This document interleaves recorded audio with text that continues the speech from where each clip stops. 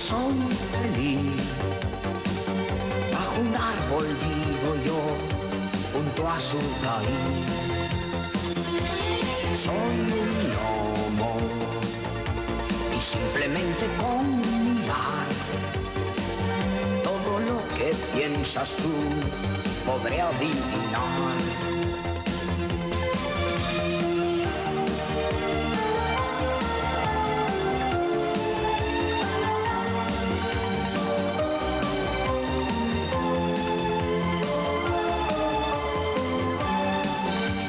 Soy 7 veces más fuerte que tú, muy veloz y siempre estoy de buen humor.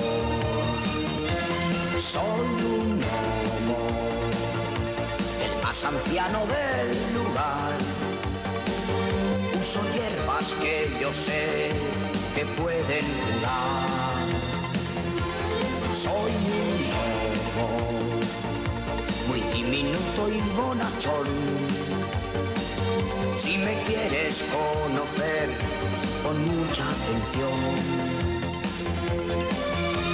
Quitando a los enemigos, a los trolls y a las mofetas. Con mi gorro y con mi zorro voy corriendo de aquí para allá.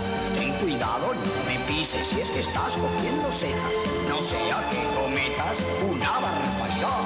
Soy 7 veces más fuerte que tú, muy veloz y siempre estoy de